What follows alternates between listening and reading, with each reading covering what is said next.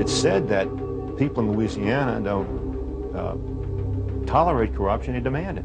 New Orleans was the first American city that the Sicilian Mafia began to inhabit. And I think anybody who has the connections and the money can have somebody hurt.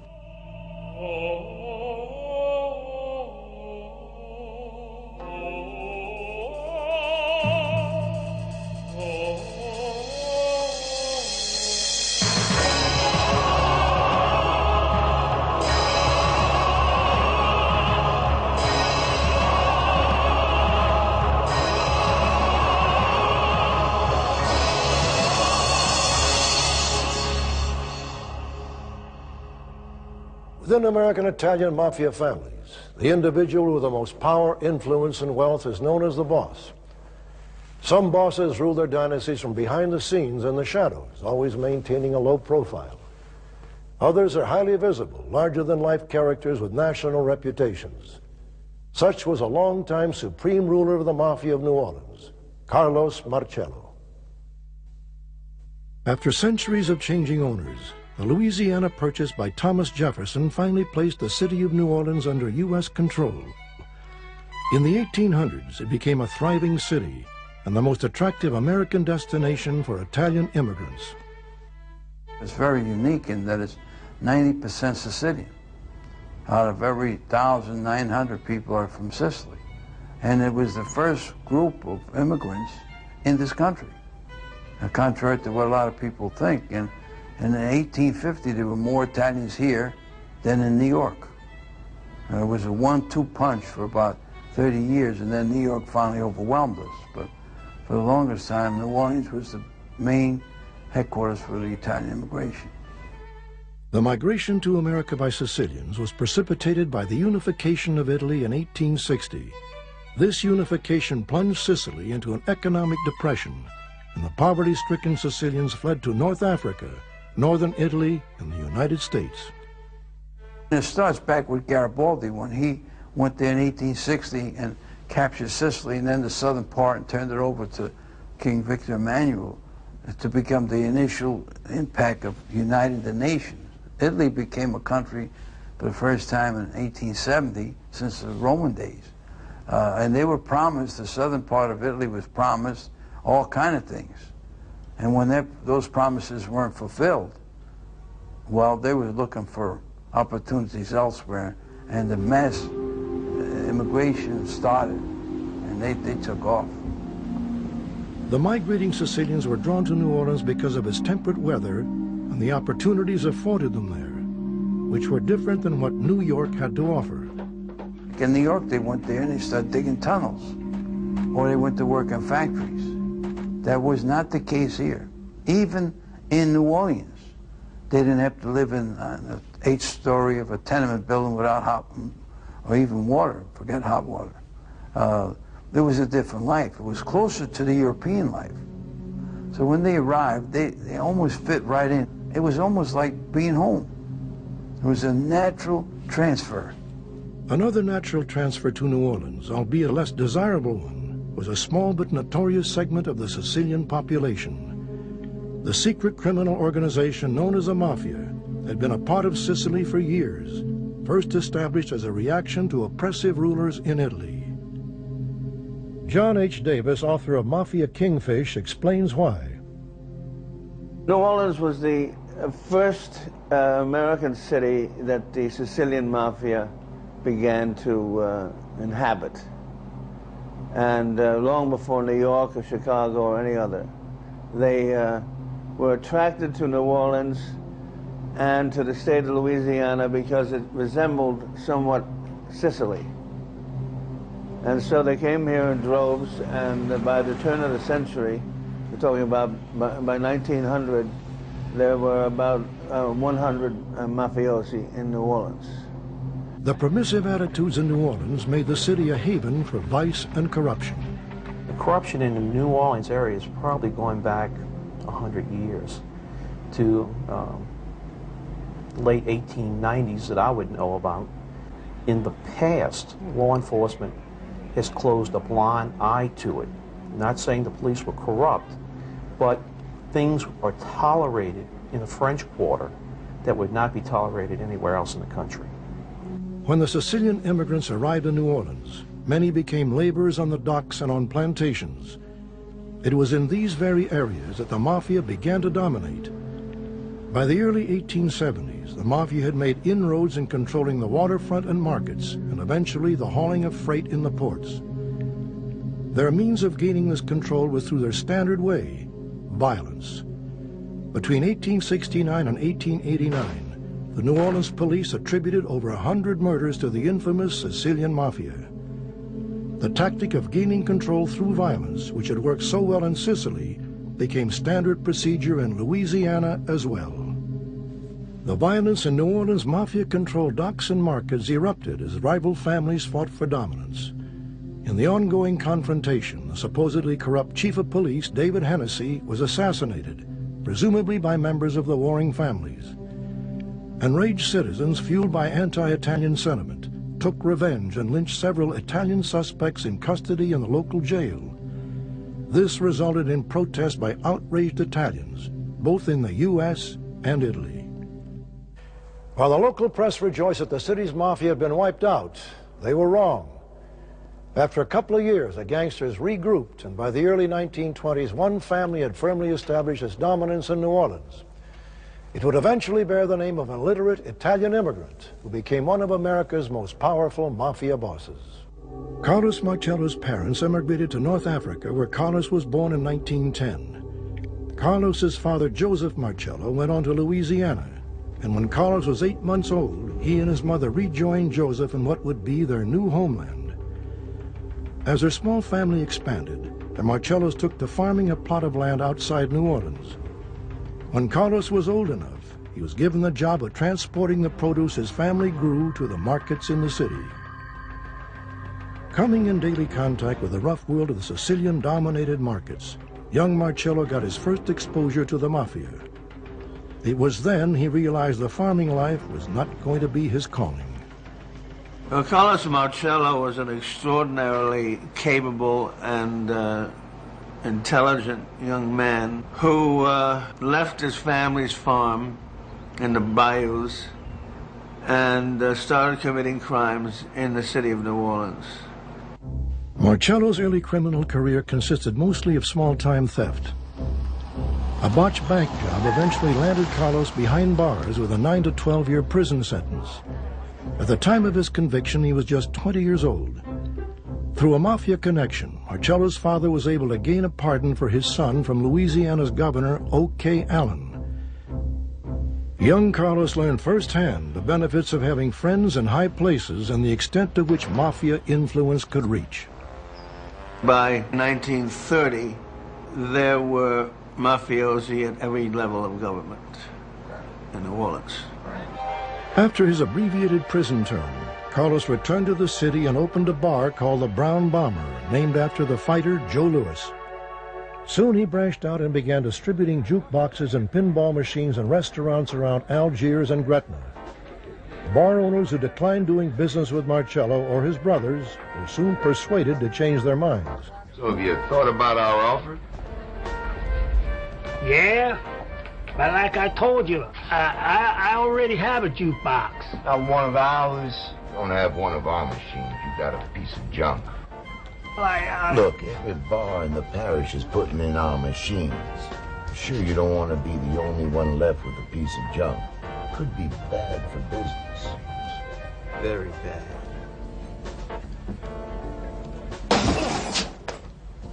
I think he was feared. I don't know how realistic that fear was or how realistic his ability to carry it out, but obviously there were many people who thought he could. And I think anybody who has the connections and the money can have somebody hurt if they want that done.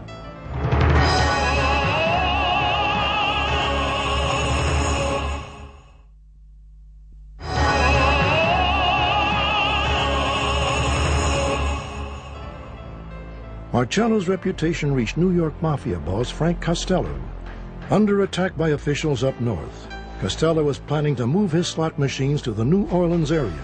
You're going to start into the Mafia basically after Costello brought down all the slot machines, and he then successfully placed them in all the bars and restaurants. He began getting rich because he was getting a cut, you know, from every slot machine that he installed. He would split it with Costello. The fact that gambling was illegal in Louisiana didn't deter anyone.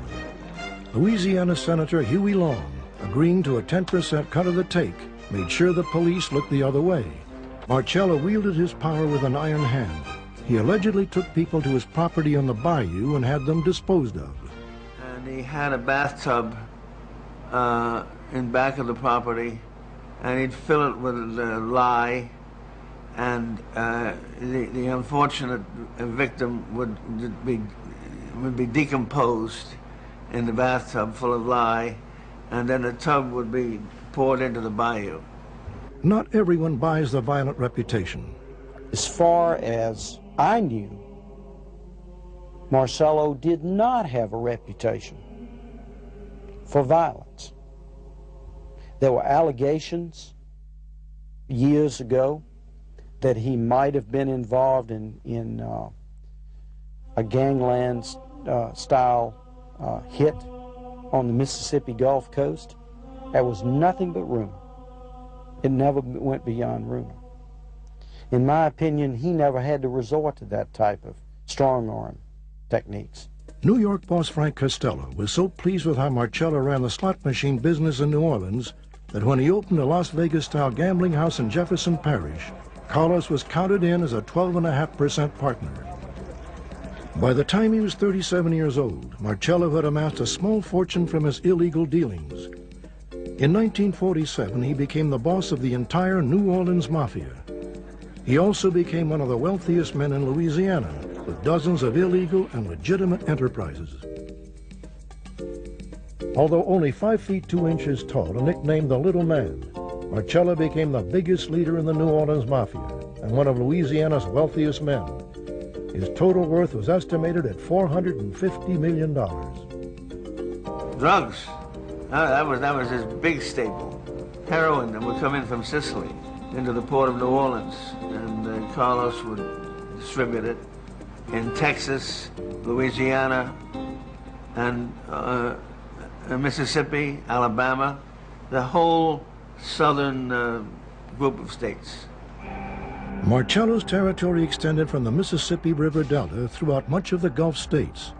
He became a master at paying off anyone necessary to ensure his operations ran smoothly. He was able to keep his activities relatively free of legal interference until concerned citizens invited a former FBI agent to investigate the New Orleans Police Department. Aaron Cohen began to expose the goings-on in Louisiana, which eventually came to the attention of Robert Kennedy and a Senate committee investigating corruption. Since his rise to the top of the New Orleans Mafia in 1947, Carlos Marcello's wealth and power continued to grow. Although the federal government repeatedly tried to put Marcello out of business, he seemed impossible to convict. For years, he and his Mafia family seemed to be able to operate with virtual impunity. That began to change, however, with the vigorous anti-racketeering and corruption efforts of individuals such as State Police Superintendent Francis Grevenberg and former FBI agent Aaron Cohen.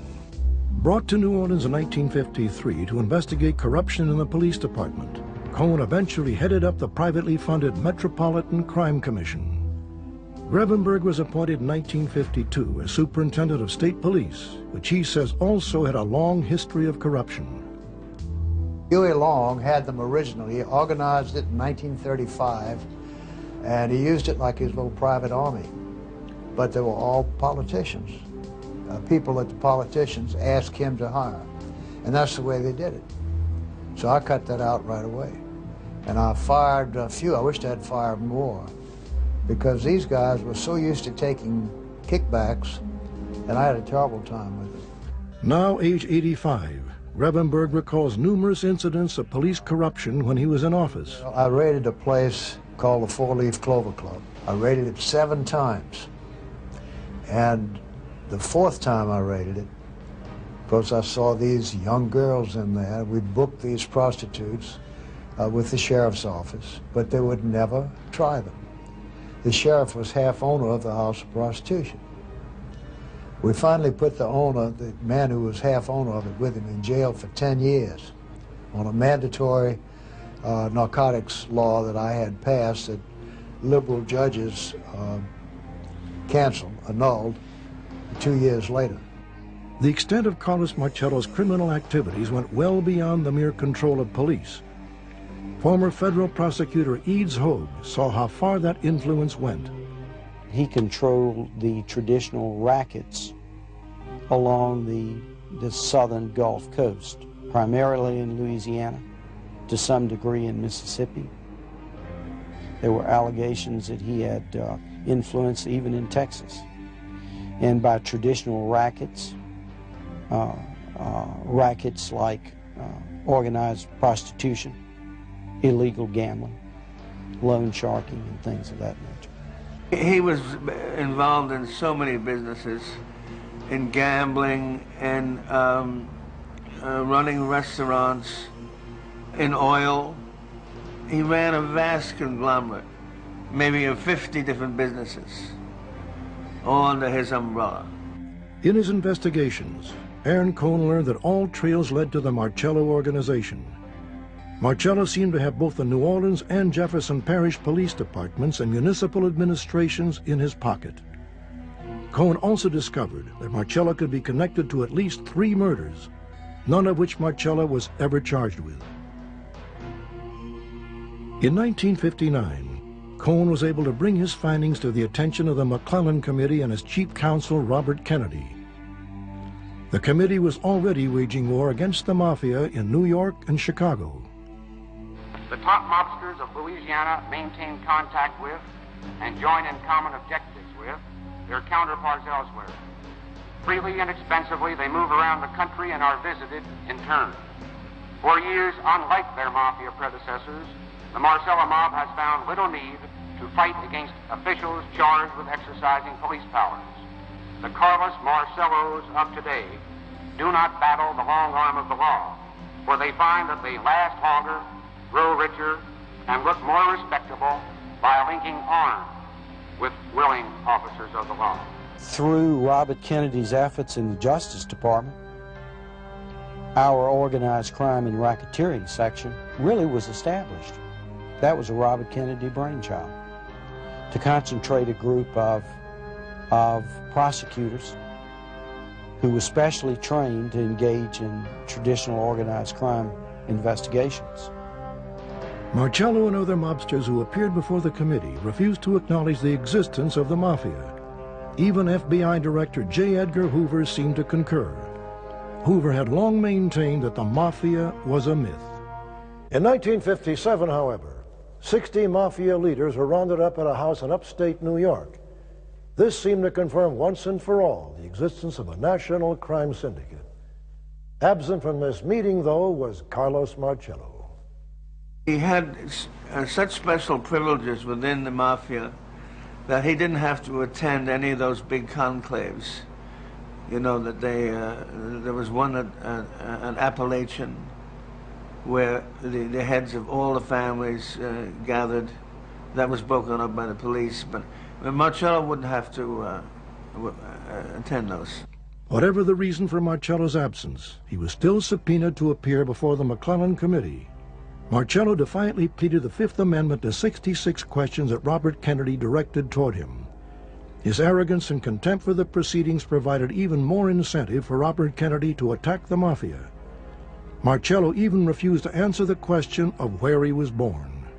This very withholding of information became the weapon that Robert Kennedy would use to go after Marcello. Kennedy learned that Marcello had obtained an illegal Guatemalan birth certificate and an entry described him as a citizen of Guatemala. Kennedy turned to the one agency Marcello did not have his hands in, the Immigration and Naturalization Service. He ordered the INS to expel Marcello from the United States without delay. What exactly is going on here? And on April 14, 1961, Marcello made a routine check-in with immigration. He was told to sit down. The immigration agent then read a letter to Marcello. To Carlos Marcello, it has come to the attention of this office that your place of birth is listed as the country of Guatemala, and as such you are officially a citizen of that country. You are herewith ordered returned to your country of origin immediately. What is this all about here? You are overdue on your visa. Why are you doing this to me? What's happening over here? Marcello was taken to a waiting car and whisked to the airport and flown to Guatemala City. The legality of the deportation has always been in question. I reviewed all the INS files on that case. And let me say this. I'm not certain at all that fundamental notions of due process were followed in connection with that arrest. He got no hearing. He got no opportunity to consult counsel. As I understand it, his counsel were not able to consult anybody connected with the Justice Department. This guy was just swept up, taken in a car, put on an airplane, and flown out of the country.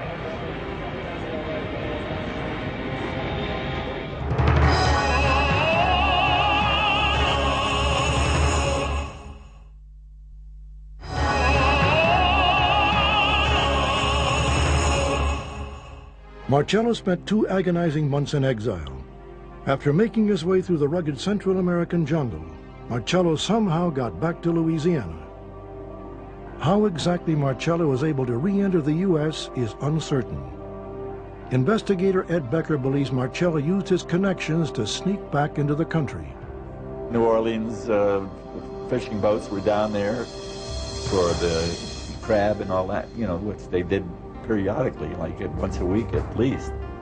What did he have to do? Make one phone call. He says, I want a boat here tomorrow at 8 p.m. and give it to Joe and whoever, you know, somebody he trusted. And that's it.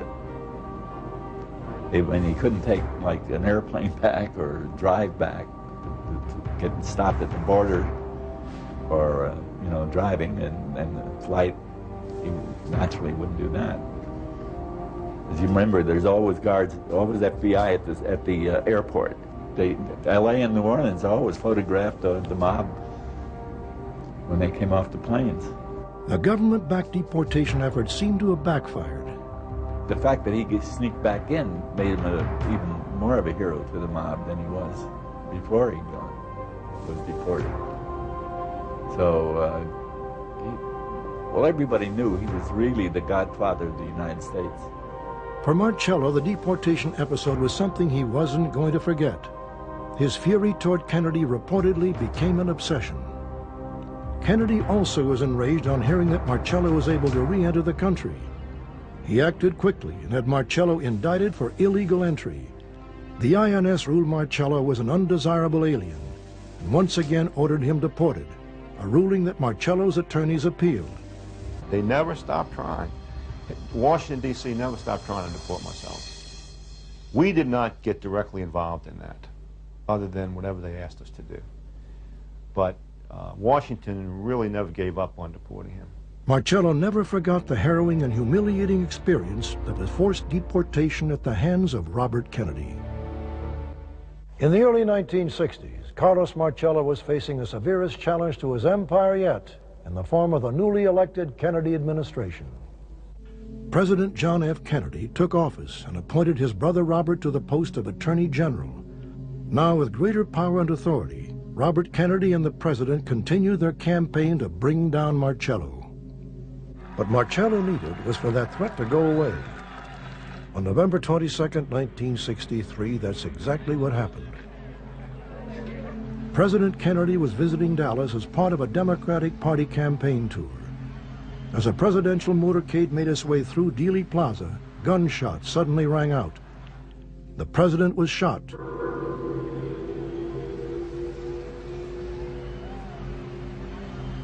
And rushed to nearby Parkland Hospital.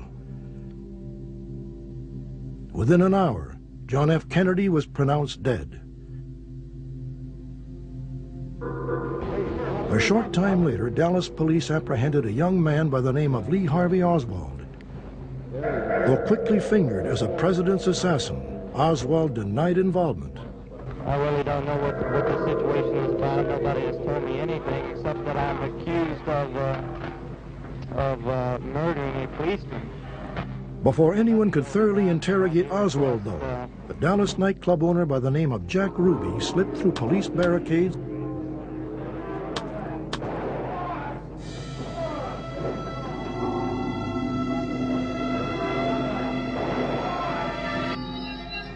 amidst the confusion resulting from the killing of President Kennedy and then Oswald. Numerous conspiracy theories began to emerge. The list of possible co-conspirators included the Soviets, who had recently backed down in the Cuban Missile Crisis, Cuba, still angry over the Bay of Pigs invasion, the CIA, whom Kennedy had threatened to disband, supporters of slain South Vietnamese President Diem, who held the Kennedy administration responsible for Diem's death, and of course, the Mafia, who had more than their share of gripes with the Kennedys. The government and the media began taking a closer look at the alleged assassin. Oswald often visited New Orleans, where he apparently volunteered in a pro-Castro organization called the Fair Play for Cuba Committee. Oswald was seen passing out pamphlets for the group on New Orleans streets. Oswald's affiliation to this movement was one thing that led many people to speculate on Fidel Castro's involvement in the assassination. Another theory linked the assassination to a joint effort between the CIA and Mafia, who were both anti-Castro, albeit for different reasons. The CIA viewed Castro's Cuba as a satellite of the Soviet Union and a threat to national security. As for the Mafia, Castro was directly responsible for shutting down their lucrative Cuban gambling operations. After the disastrous Bay of Pigs invasion, both the CIA and the Mafia blamed President Kennedy for the failure of the invasion and for Castro remaining in power. Without any concrete evidence to support any of these various theories, the controversial Warren Commission concluded that Oswald acted alone. Nearly 15 years later, however, in 1979, the House Assassinations Committee decided to reopen the investigation.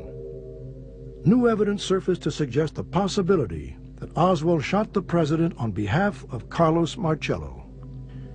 By the summer of 1962, Robert Kennedy had tightened his grip on the Mafia and brought new charges against Marcello. With 2 federal indictments and a standing deportation order, Marcello was living each day under a cloud of uncertainty. No, I did not expect it. We had no indication that anything like this was going to happen. New information revealed possible links between Oswald and Marcello. While in New Orleans, Oswald lived with his uncle Dutz Murat, who was affiliated with members of Marcello's gambling racket.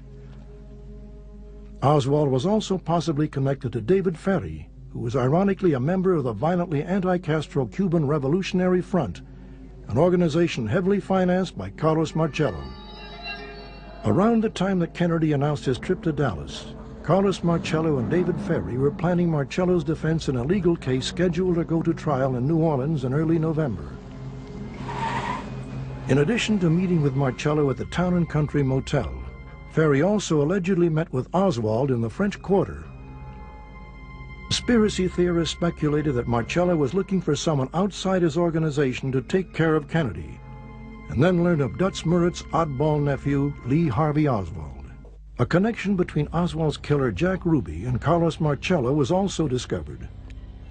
In 1946, a year before Carlos Marcello assumed power in Louisiana, the Chicago mob launched a campaign to take over the rackets in the Dallas area and gain control of the Dallas police force. Assisting in the effort was Jack Ruby. Ruby stayed on in Dallas, opening up a nightclub and acting as a middleman between the Mafia and the police department. Jack Ruby swore he shot Lee Harvey Oswald to vindicate the president. It has been proposed, however, that Marcello needed someone with access to the Dallas police to silence Oswald, and Ruby was a perfect candidate. Whether it will be ever definitively determined if Marcello or any other mobster had anything to do with the assassination of John F. Kennedy, it is fairly safe to say that many of Carlos Marcello's worst headaches went away on November 22, 1963.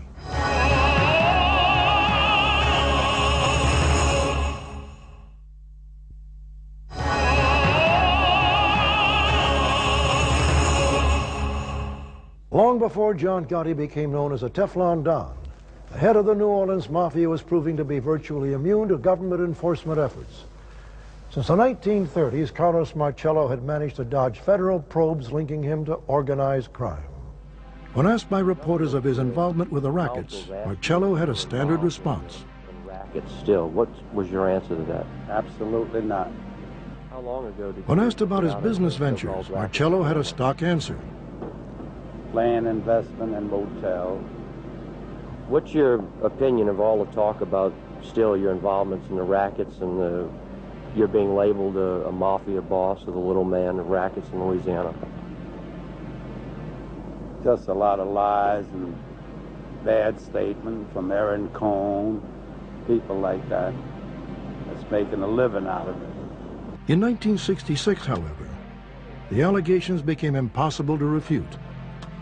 Marcello was picked up by New York City police at a restaurant in Queens along with some of the biggest names in organized crime. Upon his release and arrival to New Orleans, Marcello found himself besieged by reporters and cameras. He also placed himself in more legal turmoil after an encounter with FBI agent Patrick Collins. He returned to New Orleans. In the airport, he made one big error, a big mistake. In the airport, he spotted an FBI official, and the FBI official came up to him and said, "Hey, Carlos, we understand you guys got caught up there in La Stella restaurant." Whereupon Marcello hauled off and practically broke the FBI guy's skull. Then that landed him in prison for 6 months. Marcello and his lawyers had their own take on the incident. He positively did not know that Mr. Pat Collins was an FBI agent, and the evidence plainly shows that Mr. Pat Collins was a very belligerent young man at that particular moment, and he is quoted Marcello as saying, "Are you looking for trouble or do you want trouble?" And instead of trying to explain himself, Mr. Pat Collins says, "I can handle trouble," in a manner to show that he wanted to fight. A judge convicted and sentenced Marcello to 2 years. But as he had in the past, Marcello used political clout to have his sentence reduced to a mere 6 months. However powerful he was nationally, Marcello continually wielded political influence for personal gain on his own turf. In an expose about corruption in Louisiana, Life magazine looked at Marcello's outrageous exercise of power over state officials. The article claimed Marcello persuaded the Louisiana state government to spend taxpayers' money to improve his personal 6,400-acre swampland property, Churchill Farms. If fully diked and drained, the property could be worth a reputed $60 million in prime real estate. It took 4 years and over $1 million to build a levee which benefited no one in the entire state except Carlos Marcello. Since even before the days of Louisiana's notorious Senator Huey Long, corruption had been an integral part of the state's political system. Nobody understands the relationship between politics and corruption in Louisiana better than attorney John Volz, Just how far the drug lords will go to get whose unwillingness to play along may have cost him 2 campaigns for sheriff and district attorney of St. Tammany Parish. They give us no break at all. I characterize Louisiana as a place that is known for corruption. It's known for corruption, and why? Because there's so many corrupt public officials in the state. Not all of them, but a lot of them. Too many of them. And, you know, it's said that people in Louisiana don't tolerate corruption, they demand it. And so they find people who do illegal things, but who are glib. They find that funny. They find it amusing. It's entertainment. Not all people are like that. Not all the people. I'm not indicting, in the general sense of the word, all the citizens of the state, because there are some fine people here that don't want to see this. But there are too many politicians with their hands out. After both the Kefauver Committee in 1951 and the McClellan hearing 10 years later, Marcello walked away with his empire and reputation intact. In 1979, though, Marcello faced a new challenge when the House Select Committee on Assassinations reopened the investigation into President Kennedy's assassination based on new evidence and new witnesses. Ed Becker, a Las Vegas casino investigator who moved in and out of Mafia circles, was one of those witnesses. He had occasion to meet with Marcello in 1962 as part of a business venture. he was able to gain the mobsters' trust by dropping names. We were drinking, and I said, boy, I'll tell you, Bobby's sure not happy anymore that you got back in the country. I said, everybody in Las Vegas is talking about it, which of course stimulated his ego. And now he's starting to mutter to me about Bobby Kennedy and the Kennedy family. And he keeps it up and keeps it up. And now I'm keep prodding him, you know, saying, well, he's not going to be in office, that much longer. I didn't know. I mean, Kennedy just had, been reelected, and Bobby was going to, I guess, go on with him. And this infuriated Carlos, just even thinking about it. And that's when he spat out this Sicilian phrase, which I had to do by memory. I mean, I don't speak Italian, so I whatever. And phonetically, I could grasp it. I have a good memory. And so I was able to call the Italian consulate one time and find out what it meant. And I found out what it meant. It meant, you cut off the tail, the head, and the tail dies. Well, that means instead of killing the President of the United States, we would have been assassinating him, which would have been, the first obvious thought. The first obvious thought, kill Bobby. In the end, the House Select Committee on Assassinations came short of indicting him. Marcello, like so many times before, had managed to avoid prosecution. In 1979, however, the wheels of justice would catch up with Marcello as the FBI launched an elaborate undercover sting operation called BriLab, an acronym for bribery and labor.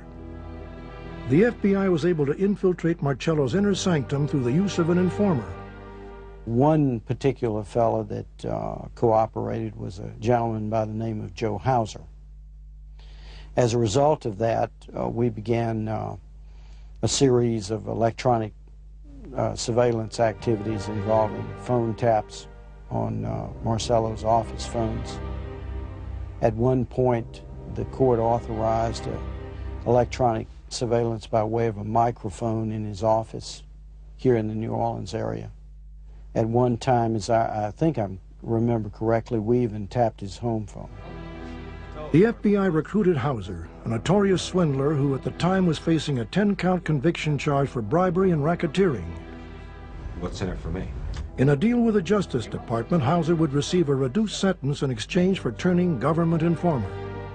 The strategy was to present Marcello with an opportunity to assist Hauser in obtaining state insurance contracts. And he was presented with an opportunity and he took it.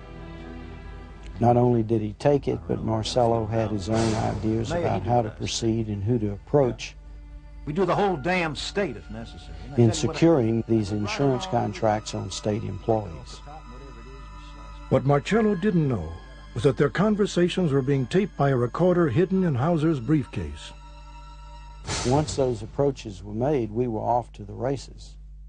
And Marcello became a dominant figure in directing Hauser and undercover FBI agents who were masquerading as agents who had connections with the Prudential Life Insurance Company.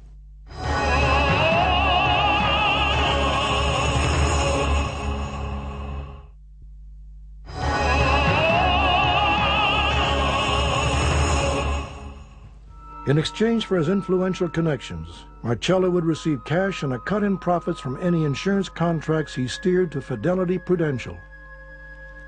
The FBI agents, the undercover agents, were introduced to then Commissioner of Administration, which is like second to the governor, Mr. Charles Romer, who we alleged and obviously proved that he had taken money, I think it was $25,000, to steer the state's employees' insurance business to these particular agents. And in the process, the FBI listened to his conversations for about 19 months. In addition to the $25,000, Marcello promised Romer monthly payments of $43,000 for the life of the contracts. I think the significance of the case is not only the prosecution and conviction of a person who is reputed to be way up in the organized crime scale in this area, but also the fact that you could see the tentacles of organized crime moving into corrupting state officials. Marcello became concerned. There was a chance that Romer could lose his position after the Republican gubernatorial primary. He decided to hedge his bet on Romer and offer a bribe to then Democratic Lieutenant Governor James Fitzmaurice. Marcello believed Fitzmaurice could direct certain contracts his way, especially if Romer was removed from his position. Fitzmaurice took the bait and accepted Marcello's bribe for $10,000. Carlos Marcello's reign as the untouchable godfather of Louisiana ended in August of 1980 when a grand jury found the 70-year-old Don guilty of numerous racketeering charges. Indicted alongside Marcello were Romer I. Irving Davidson, a longtime friend of Marcello's and an influential Washington lobbyist who had originally introduced Hauser to Marcello, and Vincent Marinello, a lawyer for Marcello. Davidson and Marinello were acquitted of all charges, while Romer would be found guilty and sentenced to serve a prison term. On June 1st, 1982, due to his poor health, Marcello was taken to the United States Medical Center for Federal Prisoners in Springfield, Missouri, to begin serving his sentence. After Carlos Marcello's conviction, the family's influence in New Orleans political circles and the underworld declined. In 1988, Carlos's brother Sammy Marcello was indicted for money laundering, and several Marcello-owned restaurants like the Louisiane fell into bankruptcy. Carlos Marcello died approximately 4 or 5 years ago. He was succeeded by Anthony Corolla. Anthony Corolla was involved in gambling activity, and they were meeting at a restaurant in the French Quarter, the city of New Orleans, and unbeknown to them, they were being watched and monitored by the FBI, and the FBI actually caught them plotting to take over worldwide gaming and Louisiana route operators. One of the people that came from out of town was a gentleman by the name Tanfield, who had connections to the Genovese and the Gambino family. FBI wiretaps indicate the Gambino and Bruno Scarfo crime families were laying the groundwork for making New Orleans a major port of entry for cocaine smuggling. In the early 90s, the FBI conducted actually a 5-year investigation that began in 1990 and ended in the result of the convictions of 20 LCN members and associates. The LCN in New Orleans, we believe, is pretty much kind of looking at an open city right now. What I mean by open city, there is not any specifically defined one family that is concentrating on establishing itself in criminal activity.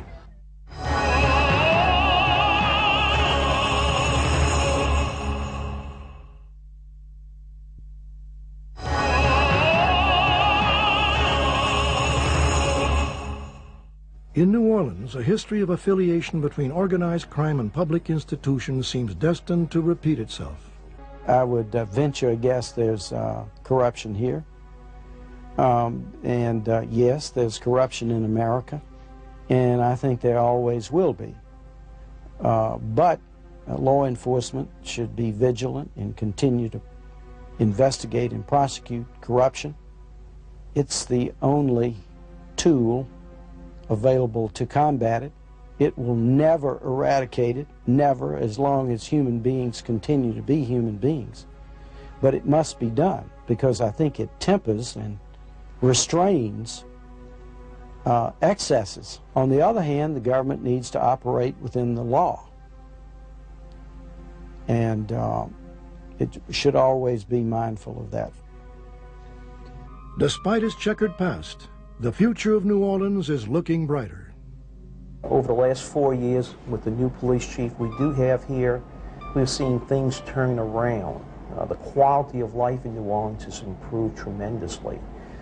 Crime has dropped. The homicide rate has dropped tremendously. We were averaging 400, 430 murders a year. It's down probably 40%. So across the board, the quality of life is improved. By exploiting a political system rife with corruption, and by wielding fear and bribery like precision instruments, Marcello was able to amass an empire. Only through diligence were honest law enforcement and political officials finally able to bring down the godfather of New Orleans and his dynasty. I'm Robert Stack. Thanks for joining us.